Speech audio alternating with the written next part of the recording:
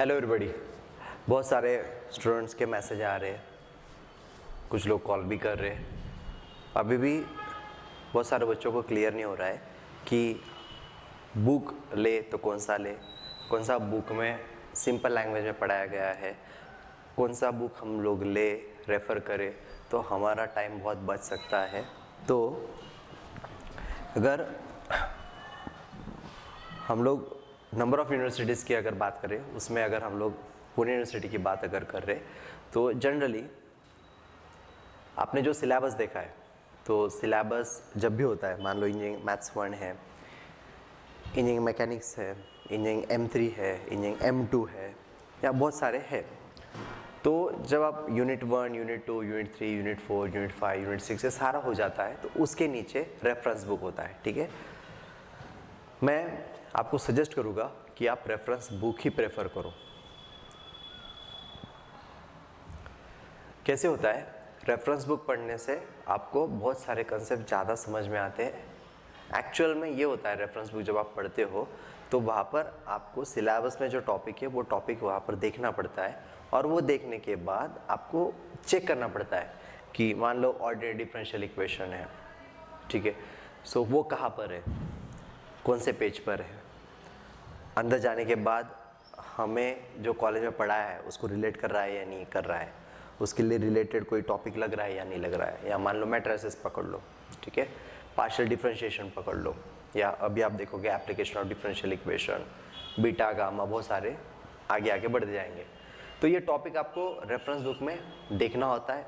तो होता है ना, जब तक हम लोग कोई भी टॉपिक को खोजते नहीं तब तक हमें वो चीज़ें मिलती नहीं। तो रिकमेंडेशन तो हमेशा बिंग टीचर मेरा यही होता है कि आप रेफरेंस बुक को देखो।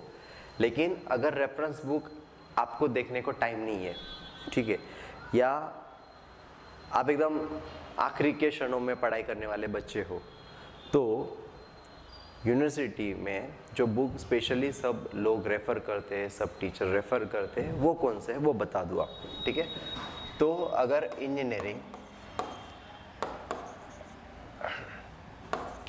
M2 और इंजीनियरिंग M3 अगर आप देखोगे तो, ठीक है, पहला है निराली प्रकाशन,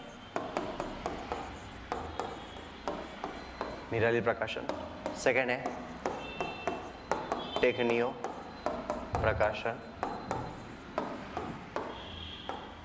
अभी टेक्नियो का और किसी के साथ हो गया टाइप, और टेक्निकल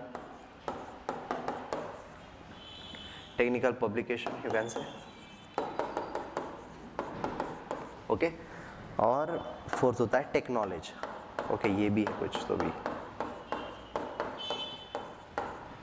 तो ये 3 से लेकर 4 पब्लिकेशंस है जो मार्केट में अवेलेबल है। आप कोई भी कर सकते हो, हर एक में अच्छे से लैंग्वेज में आपको एक्सप्लेन किया है। बहुत सारे एग्जाम्पल्स उन्होंने लिए हैं, बहुत सारे एग्जाम्पल सॉल्व करके लिया है, और बहुत सारी एक्सरसाइज भी उन्होंने दिया है। ठीक है, सो मेरा अगर मान लो आपके पास कम टाइम है और आपको पढ़ना है, आपको बुक लेना है, और रेफरेंस बुक पढ़ने में आपके पास टाइम नहीं है, तो ये सजेशन है, आप ये बुक देख सकते हो।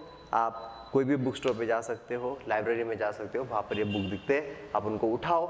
वहाँ पर क्या हुआ है, ये जो ऑथर है, ये ऑथरों ने जो रेफरेंस बुक है वहाँ से सब कुछ चीज़ें अच्छे से, जो इम्पोर्टेंट पार्ट है वो निकाला है, एग्जाम्पल्स बनाए हैं, और उन्होंने ये बुक्स में रखे। ठीक है, सो हमें स्ट्रेट फॉरवर्ड चीज़ें मिल जाती है। तो जहाँ हमें 30 घंटा लगने वाला था हर कंसेप्ट को अच्छे समझने के लिए, तो ये बुक यूज़ करने से हमारा 10 आवर्स में हो सकता है। ठीक है, सो ये बुक आप रेफ़र कर सकते हो।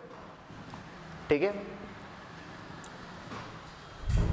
और कोई डाउट होगा तो आप ज़रूर यूट्यूब पर पूछेंगे, वहाँ कमेंट में पूछेंगे, तो मैं आपके लिए अलग अलग चीज़ें बताते रहूँगा। Okay, bye bye, have a good day.